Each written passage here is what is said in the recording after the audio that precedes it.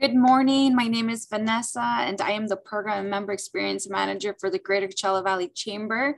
Today, we are gathering for a GCV Educate series that is focused on franchising.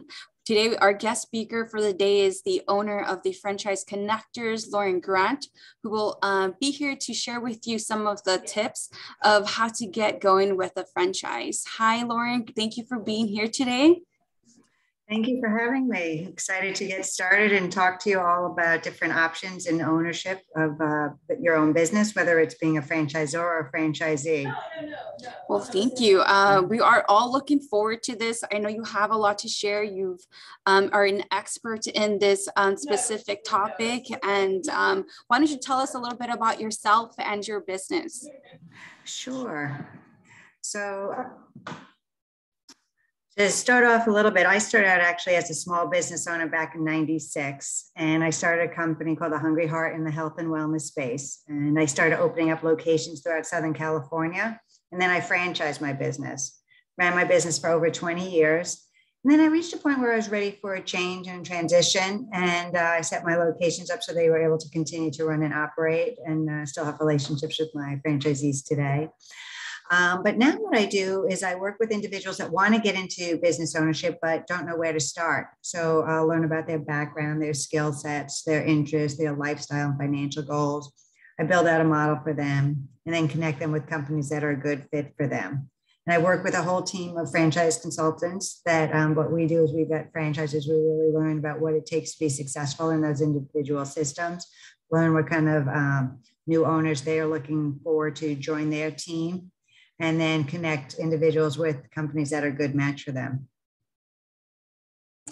Well, you have a lot of, you have extensive background in this. And so I know you'll provide us with some valuable information. Why don't you tell us, what are we gonna learn today and what should we get ready for? So today we're going to talk a little bit about why you would consider owning your own business, what it looks like starting and operating your own business versus taking a job and working for someone else. What are some of the different options out there in business ownership? Creating a semi-absentee business. I see a lot of people interested in semi-absentee type business models. Some of the myths about franchising, and then how to find the right business and franchise fit. Wonderful. So get your notepads ready. We're about to get this started. At the end, we'll do a Q&A just to get more information about what you have to offer and maybe some information that might have not been shared through the PowerPoint. Again, this is going to be recorded, share with any of our attendees along with our members. This could be requested during the time of this recording or afterwards. We are happy to share this through our GCV platforms. And at the end, we'll share more information, how to contact Lauren to have a one-on-one. So thank you, Lauren. I'll let you just go ahead and take that away. Terrific. Yeah, so I wanted to take this presentation opportunity to talk to you a little bit about how to look at things from being a potential franchisor and potentially how to be a franchisee. Or if you're looking to be a franchisor, what kind of candidates you would be looking to reach out to and learn about your business opportunity. So what's kind of interesting, about 10% of outplace executives have thought about owning their own business. They just really didn't know where to start or what would be a good fit for them. What I do is I take individuals through a step-by-step process to really learn about them and their background, their skill sets, and then identify franchises where people like them are top performers, and then I connect them with those companies. And so it's a free service that I provide to candidates. I work very similar to the way a real estate agent or recruiter works, and I'm paid a referral fee from the franchisor for candidates that go through the process and move forward. And it's a nice relationship because it allows candidates to really find out, is business ownership, is franchise a good fit for them before they'd invest? And it allows franchisors to find good quality candidates in all different markets, which is a pretty tall task, and they don't have an expense related to it until they have a solid candidate in front of them. So it's a win-win environment. So I always talk to people about imagining why they would want to own their own business and why and what would make their lives better. And for everyone, that's a little bit different, but it's really important to know what that would look like so that before you build something, you know what you're looking to accomplish and create.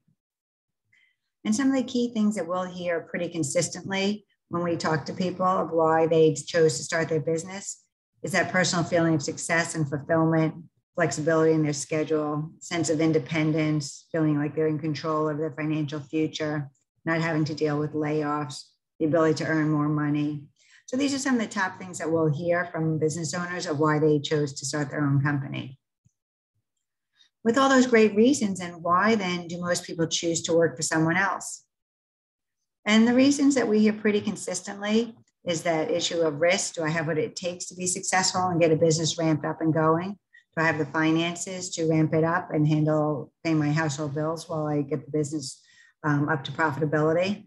Do I have the skills and the knowledge base? Right, when you're a small business owner, you have to wear a lot of different hats before you can get that business up and going and hire help. And then that sense that a job is safer, right? So that's a big thing. And then a lot of times we'll hear about timing in the economy, or right now we've heard a lot about what about COVID? How does that affect businesses? And what kind of businesses are successful? So we'll talk a little bit further about that as well. So when people look at taking their next role, right, they know what they can count on from a time standpoint, from an income standpoint, from a financial standpoint. But what we're finding is a lot of top roles are not staying around as long as they used to. A lot of top roles start to exit like after that 18 to 36 month mark. And that's very different than just a generation or two ago. I used to tease that my grandfather started his career as a buyer at Macy's in New York City, and he ended his career as a buyer at Macy's in New York City. But we just don't see that longevity anymore. So a lot of times people are having to reinvent themselves.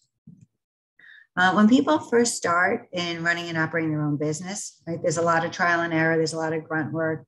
It takes a lot to get a business dialed in, get your people, your processes, your systems going. But the longer that business is in place, the more you know what you can count on from a financial standpoint, from a time commitment standpoint, you know how to grow it and scale it. And if there's challenges coming down the pipeline in the business, you have that runway to plan accordingly. A lot of times when people's jobs go away, a lot of times they're caught off guard and may not have the time frame to plan. Whereas with the business, if something's going on, whether growing or a challenge, you have that runway to plan ahead of time. So many times people will look at business ownership as a vehicle to help them for retirement. Years back, people looked at the home equity as a vehicle to handle their retirement. Changing investments, changing jobs, changing industries were typical areas. Today, we're going to talk about business ownership and franchising in specific. So I want to share a case study of an associate of mine. He started a UPS store. He actually owned multiple units, started back in '87, ran the business for over 20 years. So he's not only able to take out income and finances from the business in profitability as well as salary. He had a lot of write-offs he was able to take advantage of. He's able to write off many expenses, you know, cars, computers, trips, health issues, medical expenses, all different types of expenses you may be able to write off through your business. But then at the end of the day, you have a sellable asset. So you not only have the income that you're able to take advantage of during the time you're running and operating your business, but you also have a sellable asset. And so he actually owned multiple units of a UPS store. And so when he sold it, you have a couple of choices. You can either use that income when you sell for your retirement, or I have many clients that want to keep their business long-term into retirement. And so they use it as a cash cow. They'll have a manager that runs the day-to-day operations for them that has industry experience. And then they'll keep it long-term and use that as money coming into their household to support their retirement. Or lastly, sometimes I'll have clients that have family members or children that they want to get involved in the business that will help and run and support the business long-term. But whatever option you choose, you have a number of different options that you can consider depending on your individual business. So many times people ask me, well, what kind of business can I get into that I can minimize my risk? So not surprising, senior care space is a big industry. We see a lot of growth in. It's not going anywhere anytime soon. Our kids' education, right? It's amazing as parents what we will spend to help our kids get ahead. Essential services, right? Hair care, we have to get our hair done locally. Automotive, we have to get our vehicles taken care of locally. Damage restoration is a big industry. We see a lot of growth and opportunity in it. Many times people say, well, you know, that doesn't sound like a very sexy industry. But when they start looking at the profit margins, they rethink it. So the numbers are pretty healthy in that space. And then businesses that support small business owners, we see a lot of growth in. So for instance, IT services, small businesses need help with their IT needs, their computer needs. They're not necessarily in a position to hire someone full time and put them on their staff, but they do need that help. Marketing, sales, or other areas that people will need help with, business coaching, are all areas that small business owners look for assistance. So I wanted to recommend a few different books that might be of interest to you. So E-Myth Revisited talks about how to build your business to be able to duplicate it, potentially franchise it, but to make your life work much more efficiently. And so it gives you all the tools and resources, how to think about your business and how to grow it in a way that you're not buying yourself a job or building yourself a job. And then Built to Sell, it's just how to talk to you how to build a business to get it ready to sell. And then Street Smart Franchising helps you understand the cycle of franchises, how to make an educated decision about what type of franchise would be a good fit for you, and how to grow and start one. So you basically have 3 different ways that you can get into business ownership. You can build your own business from scratch, which is what I did. You can buy an existing business, or you can buy a franchise. So the advantages of building your own business is that you are in complete control. You get to make all the decisions. You can leverage your own creativity, your own ideas. You get to own it. There's no set rules. You can take the business in any direction that you feel is a good fit. And there can be some pretty large upscale financial opportunities. And you can pick a business that you have a personal interest and passion in. Some of the challenges with building your own business is that you do have to create your own systems and processes and get that dialed in. Banks are not necessarily so excited to talk to you when you first get up and going because you're not a proven entity. And there can be a slow ramp up. Right? There's a lot of trial and error and grunt work that needs to get done when you first get going up in business. And because of that, that's why a lot of times we see a higher failure rate with small businesses. I don't know if any of you have watched the show Shark Tank on television, and you see entrepreneurs with some pretty good ideas get their business to a certain level, but then they get stuck.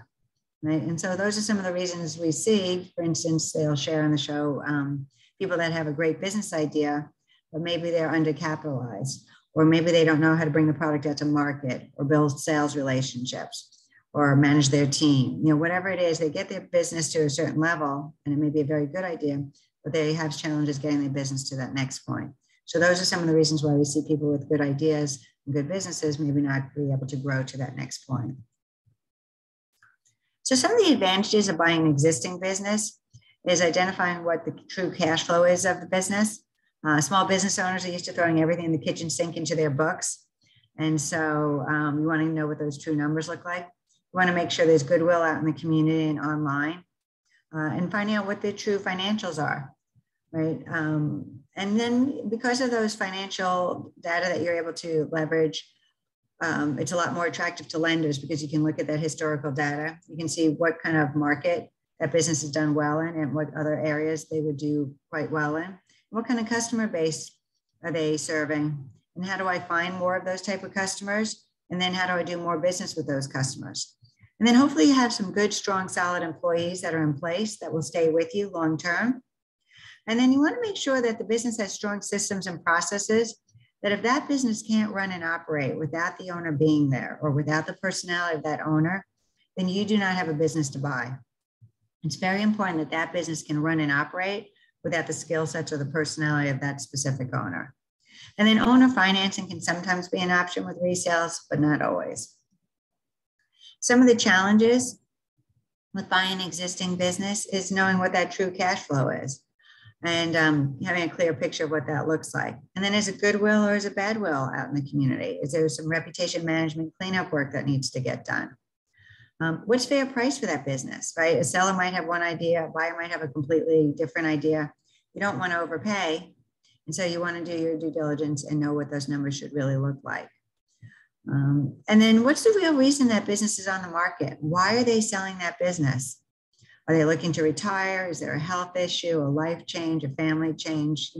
Are they looking to move? Why is that business on the market? They're not legally required to share that with you. So it's important that you do your due diligence and really find out why that business is on the market. And then what's the game plan for the employees? Will the employees stay with you? Where is their loyalty? Is it to the business? Is it to the owner? Would they potentially become your competitor, right? So you want to know what the game plan is for the employees. And is there any debt service that needs to be taken care of? And then you want to make sure that there's strong training and support, right? That if key employees leave, you know who you're looking for out in the marketplace to replace them, and then how to train them and get them up and running quickly and effectively. So some of the advantages with buying a franchise system is that what you're taking advantage of is that whole proven trademark, that whole business system, that whole brand name that they have brought to market in all different parts of the country that you're able to bring into your local market. So franchisors are not only providing that initial training and support to fast track you into business ownership, they're providing you that ongoing support to help you grow and scale your company. And then you're taking marketing expertise that have been used in other parts of the country and leveraging that education and bringing it into your area. And then you're part of a larger purchasing power group, right? When you're a small independent business, you don't necessarily carry a lot of clout when it comes to negotiating services. But when you're part of a franchise system, you're able to leverage that bigger group and be able to typically negotiate better rates. Now, a lot of times franchisors will take care of that for their franchisees and negotiate stronger terms. And because of many of these reasons, it's why we see a lower failure rate with franchise systems versus independent businesses. And there's lower cost because someone else has done all that trial and error and that grunt work up front to figure out what makes that business run successfully. And so it saves new franchisees that time and energy to get that business up and going. And then there's quite a number of different financing options available. Small Business Administration is very pro-franchising. They've invested and loaned in this environment before. They've gotten their money back, so they're very comfortable loaning in this environment again.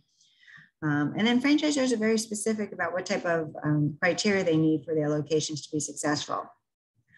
And then to me, probably the most valuable part of being part of a franchise system is being able to do your research and your due diligence up front before you'd invest in the business.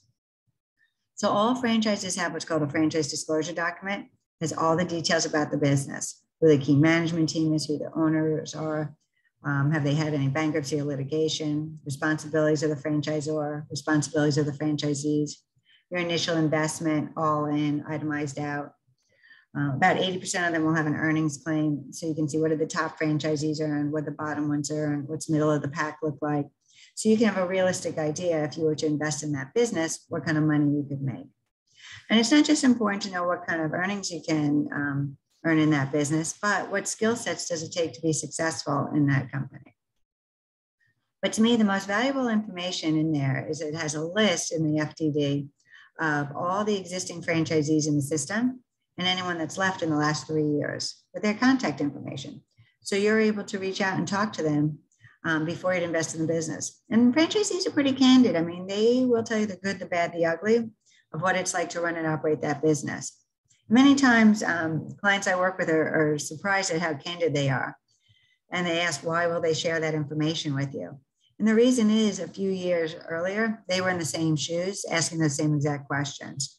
So if you're a franchisor and you're bringing on new franchisees, you want to make sure that the franchisees that you bring on are going to be very successful because they're the ones that are going to be talking to your next level franchisees afterwards. And you want to make sure that they report that they are successful and happy and get the support that they need.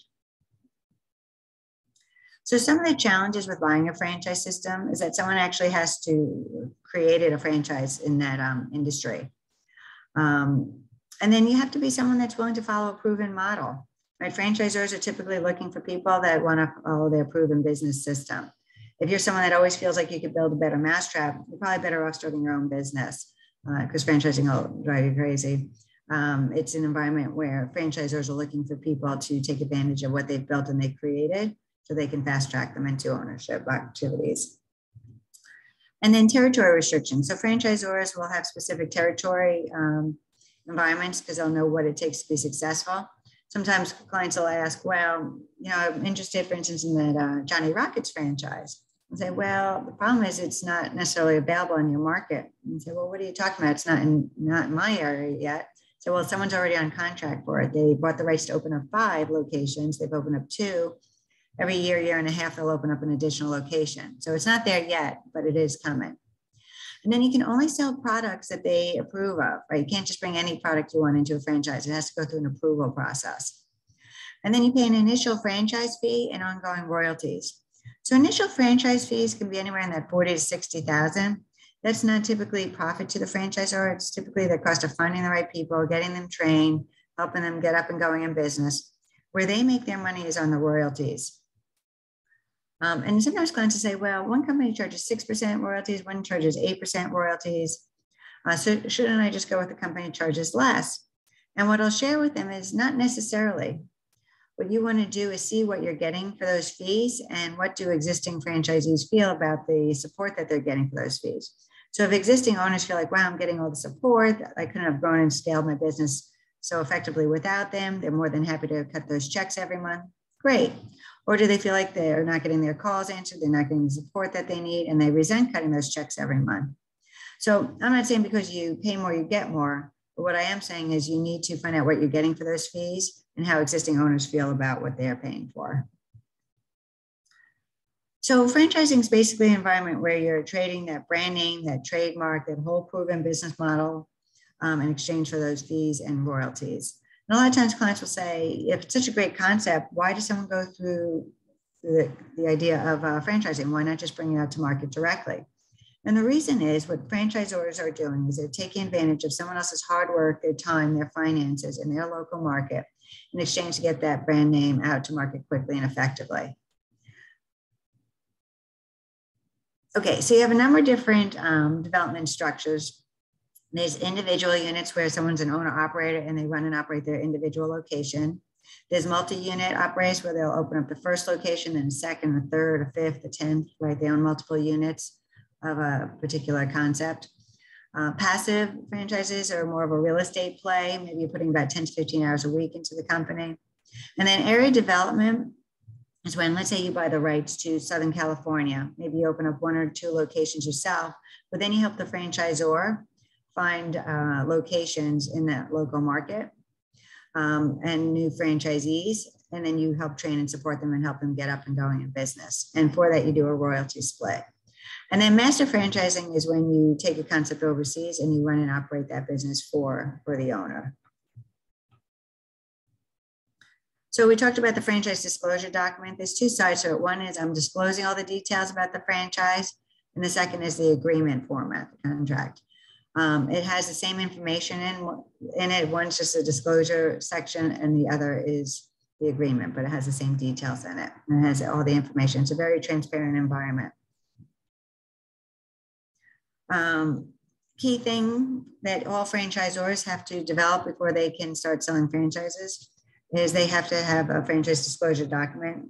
Takes quite a bit of time to get it developed. You'll hire an attorney to help you to create it. And then the next piece that's very important is the operations manual. The operations manual has all the details of how to run and operate that business step by step. So when you're providing training to new franchisees, you're not only providing them either in person or online or in their local market or at your location franchising tools and resources to help them grow and support their business and get it up and going and teaching them step by step. The operations manual will be their guide of how to follow up and has everything in there. So it's very detailed, takes quite a bit of time to make sure you have everything covered in your bases so someone knows how to run and operate their business. And then the next thing that's very important is knowing who the right fit is for your business, right? Because not all people have the same skill sets. So it's important for you to really learn what kind of people would be successful at running your operation. What kind of skills, what kind of people do they do well working with?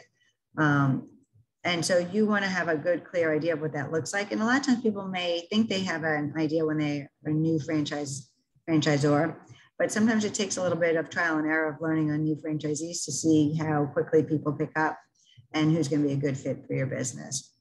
There's also different tools to help you identify who would be a good fit for you.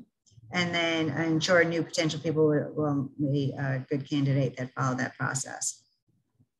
Where to find key people? There's a lot of different resources out there from online portals that people go to find sites. There's consultants like myself that help do matching. There's quite a different options of where people go to find the go to networking events, group events that specialize in franchising. There's trade shows. So there's quite a number of different options of where you can find potential franchisees. And then franchisees go through what's called a validation process, where once you talk to them and you take them through a step-by-step process to really understand your business model, the next step is then talking to existing owners. And it's important that new owners have that validation call so that they really understand what it takes to run and operate the business. And they'll get a very different view of that business by talking to your existing franchisees. So you want to make sure your franchisees are happy and successful. And if there are challenges, that you're addressing it and that they feel well supported, because when they talk to new franchisees, it can either help you launch those next franchisees, or it can really cut you at the knees right there. And then a game plan for financing, right? So you might have a great candidate, but if they can't financially handle the ramp up of the business, funding their business, those are important tools. There's people that specialize in that area, and I can put you in touch with people that help with franchise funding. And then making sure that someone has the financial runway and the bandwidth to start a business. How are they going to support their household? Where is the money going to come from, not only to start the business, but what's the longevity of how long it will take to be profitable, and how are they going to cover their household bills? What kind of family support do they have? Right? So there's a lot of things to take into consideration from a financial, from a lifestyle and support standpoint. And then key things that you want to make sure is that you have a strong, proven business model that works. You don't want to be testing it out on your franchisees. You want to bring to them a proven business model. So it's important that you own at least one, but multiple locations is better, so that you work out all the due diligence that needs to get figured out, so that that model is easy to pass on and communicate to a potential owner. And then looking at, why will someone choose to work with you? Why will they choose your business to be part of? Right? There's over 4,000 franchises out there. So why would someone choose your company to be an owner in? And then all franchises have what's called a item 5 to 7, 5, 6, and 7 that has initial investment levels. So you want to be able to give them a clear idea, line item by line item, what the expenses are for that business. What's their cost for the location? What's their cost for a build out if that's required? What's the cost for employees, inventory, right? So you need to be able to tell them what their expenses are going to be, so that they have a clear idea of what that range is going to be needed for getting a loan and for financial preparation. And then franchisors look at franchising as a marriage, because what you're doing is you're signing a 10-year, 7-year, 5-year, 20-year agreement, depending on the length of the agreement, with somebody. It's a long-term relationship, and you want to make sure it's a good fit for both parties. And the worst thing that a franchisor could do is bring someone on that they don't think will be successful in their system. Because if you feel like they're not a good fit for your business, or there's someone that you can't work well with, or they don't have the skill sets or the right mental attitude or the support, whatever it is, if they're not a good, strong, solid fit all the way around, it's going to be the biggest mistake that a franchisor could do, is bring people on that they don't think will be successful. So when you first get up and going, right, you want to have a strong professional team that's going to be with you, that's going to be providing support to the new franchisees, who's going to train them, who's going to help them with the real estate side, with the hiring of the employees, who's a good fit to bring on, how to run and operate the business, how to work with customers, all the different steps, right, that are involved in getting that business. You need to have that team built behind you to help them grow and scale. And then you want to make sure, is franchising a good fit for your business model? Not all businesses were meant to franchise or are a good fit, or you may not be someone that's set up to be a strong franchisor. So there's a number of different operation alternatives to franchising that you could take a look at as well. There's licensing, where you're not a franchisor. You could potentially charge someone for you to train them. They don't necessarily have a territory, but you license them to run and operate a location, and you provide them the tools and resources, and then they can run and operate the location. They might not even use your name. So that can be a potential option. And then other key things is to be able to run and operate your own locations while you're getting your franchise systems up and going, and then training new franchisees. So you're wearing a lot of hats when you first get up and going. All right, so let's talk about some basic franchising myths. A lot of times people will think of franchising, they think of only fast food and retail space, but actually there's almost 4,000 franchises out there. Many times people aren't familiar with companies in the service space, home-based, professional industries, B2B, B2C type companies.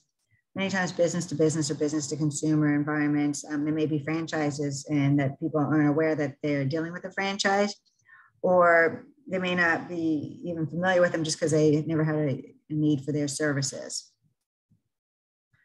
Franchises succeed because of the quality of the product. A lot of times we'll get asked about that. And I'll always tease that, can you make a better burger than McDonald's? And people always laugh. And what they realize is, why do people invest? It's because that whole proven business system that McDonald's brings to the table that people can count on. Successful startups emerge in new industries with no new competitors. Right, so sometimes I'll tease about companies like, let's say, Massage Envy, Massage Heights in the massage space. Right now, they didn't create the industry. They actually have a small percentage of the market share in the massage space. But what they did do very effectively is they brought together people who know how to run and operate businesses with people who like to give massages, and they create a very cost-effective massage to the consumer. So they didn't create the industry, but they did consolidate it. And a lot of times we'll talk about and tease that, Subway didn't invent the sandwich and Starbucks didn't invent coffee, but they did consolidate the industries. Now, Starbucks isn't a franchise necessarily here in the US, but they changed how we buy coffee. I remember when I was a kid, my mom would take us to a diner and some poor, waiter would have to refill my mom's coffee cup 5 times for her watered down cup of coffee. And now you have a teenager waiting online, spending about $5-6 for a sugared cup of coffee to go. So they didn't create the coffee space, but they did change how we buy.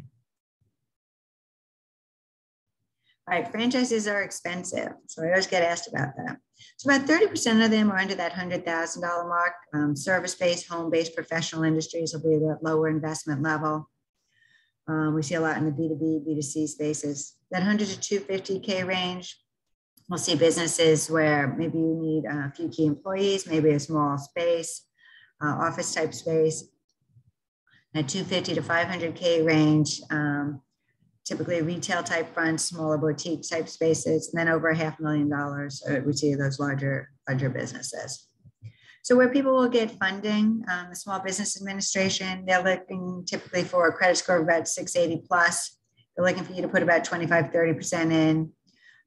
They're looking to help you and put in about 70-75% in. It will vary from concept to concept, but it's an area that people will get funds from. Other areas that people will get financing sources from are personal savings, friends, family, HELOCs, financial institutions, sometimes on resale, seller financing, but not always.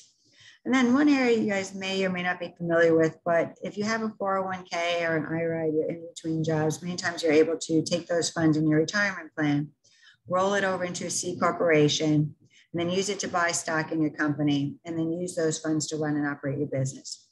The advantage is it's interest-free, it's tax-free, there's no penalty. You can pay it back, you cannot pay it back, you can pay it back in any time frame. It's your business.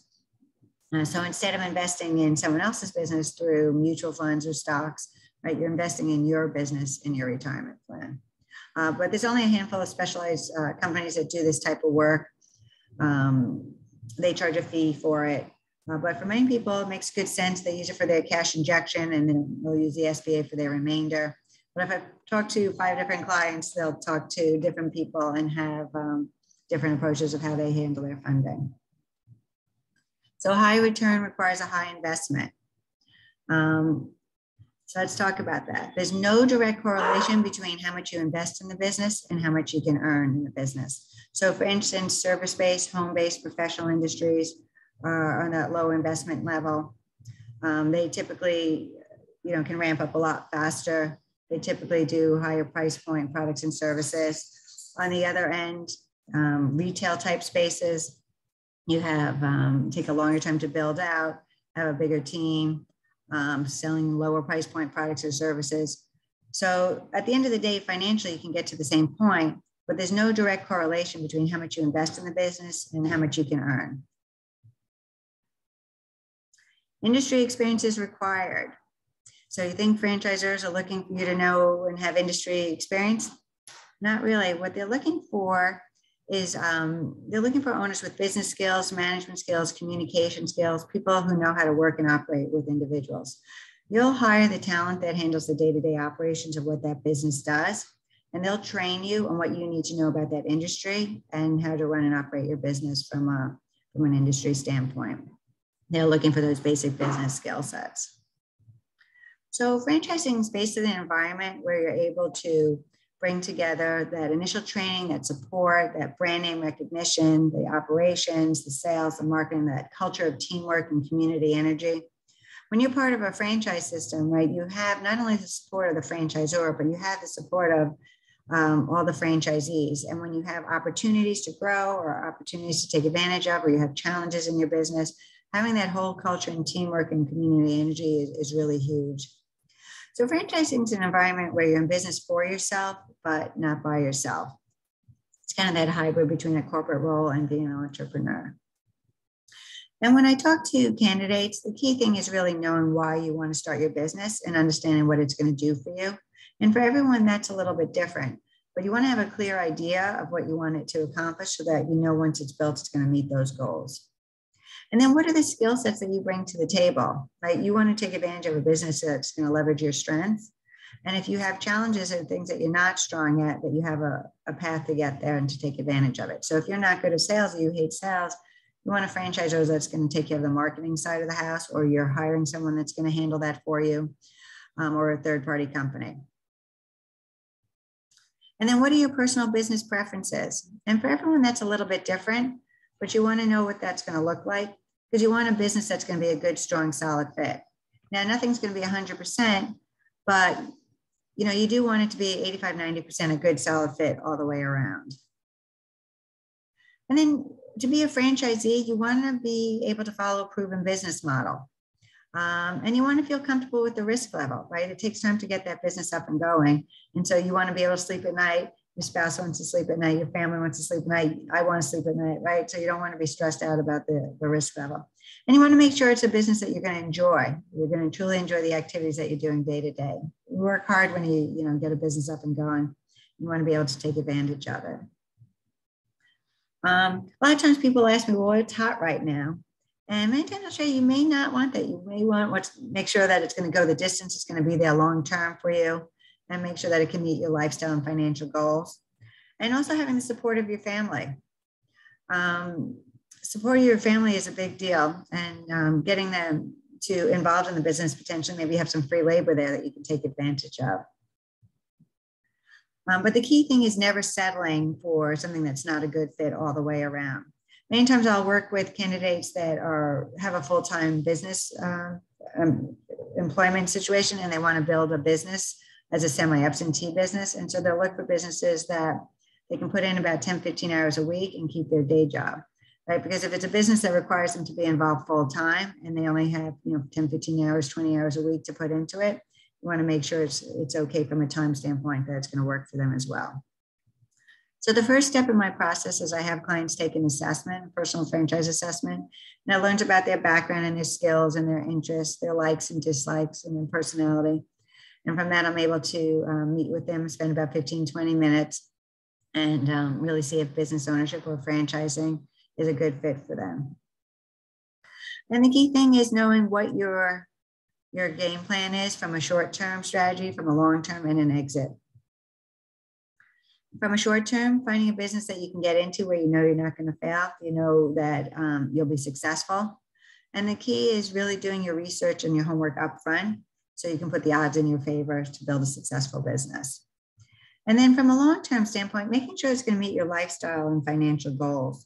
You want to make sure you're not, starting and building and creating a job for yourself. You're not, you want to be able to build something that's going to really work for you and accomplish all your lifestyle and financial goals. And then what's your exit strategy, right? Is your game plan to build it up and then sell it? Are you looking to keep it into retirement as income into the household? Or you want to get family members involved? How involved do you want to be at that stage? You want to bring in a manager and manage that manager? So you have a number of different options. And through your process, first step is talking with the franchisor and receiving the franchise disclosure document, validating and talking with franchisees, whether on the phone or meeting with them in person, visiting the franchisor, and then talking to financial advisors as well as legal advisors. And those are all people I typically put my clients in touch with, people that specialize in those areas. And to know that naturally when you just make a decision or you're in the process of finalizing your decision, that fear is a natural feeling. You know, am I really going to do this? Do I have what it takes? And just know that it's natural to have those butterflies whenever we're making any serious life decisions. So if you'd like to learn more, we can reach out on LinkedIn. If you'd like to just stay in touch, that's more than great as well. I'll open it up to any questions. Lauren, can you hear me? I can. Okay, perfect. Well, thank you for all that you've shared. I do actually have a question for you. Are all businesses franchisable? That's a great question.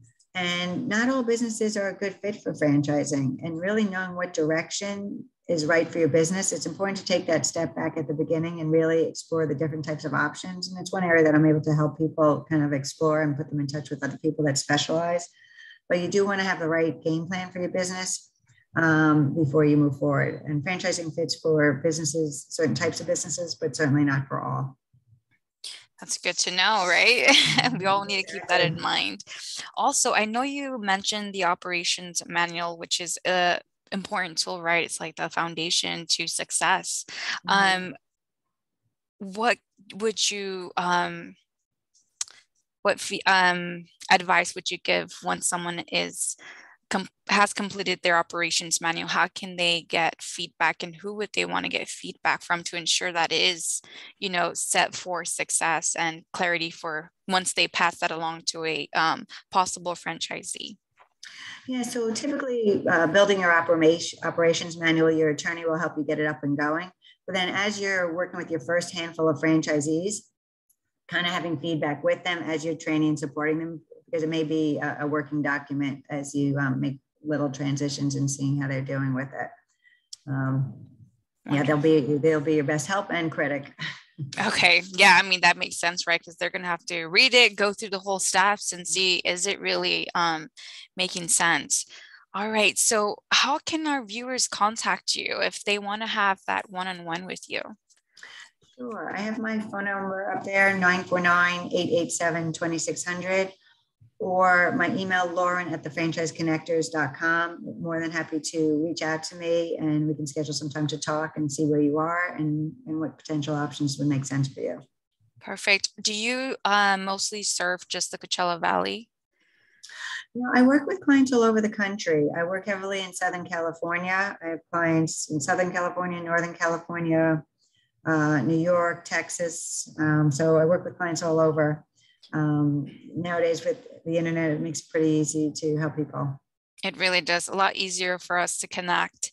One other thing, what is the next step after the assessment when it comes to working with you? Yeah, so when we do the initial 15-minute consultation, I'll then send them a client questionnaire and a personal franchise assessment. I'll have them do those two things. The assessment talks more about personality and skill sets. The client questionnaire talks about different industries, financial snapshots, and additional questions. And then I spend about an hour and a half with them to build out their business model. Okay. Are you normally there so I'm guessing you're there through the process of building their franchise, right? Do you normally tend to see that a client might request support past that, just as they're going through, the process of moving towards such stage? So typically, if people are looking to franchise their business, what I do is I'll connect them with experts that will help them in their individual areas of what they need to do. And then we'll spot check in from there. And then people that want to get into business ownership but don't know what's a good fit, I take them through that step by step. So it varies depending on their individual situation. Wonderful. So no matter what. So just having your support, you're going to guide them through the process and just connect them with the right people to ensure that they're being supported through that. So, I mean, what a great resource. Thank you so much for sharing all of this valuable information. And for your time. This is huge. I know a lot of our members would really benefit, those who are looking into walking into this next stage of their business, or just, starting that from the get-go. So I will make sure to share this video recording along attaching the PowerPoint and your contact information to anyone who is interested in attaining this recording. And so you are available at the phone number and email I mentioned on this slide. Anything else you would like to add before closing this webinar?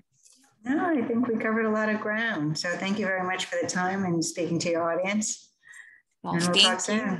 Perfect. Thank you. Those to our viewers, please be aware that we do have our GCV Educates twice a week, all different topics. You can view our webinar. You can sign up and register for our webinars online at gcvcc.org/events.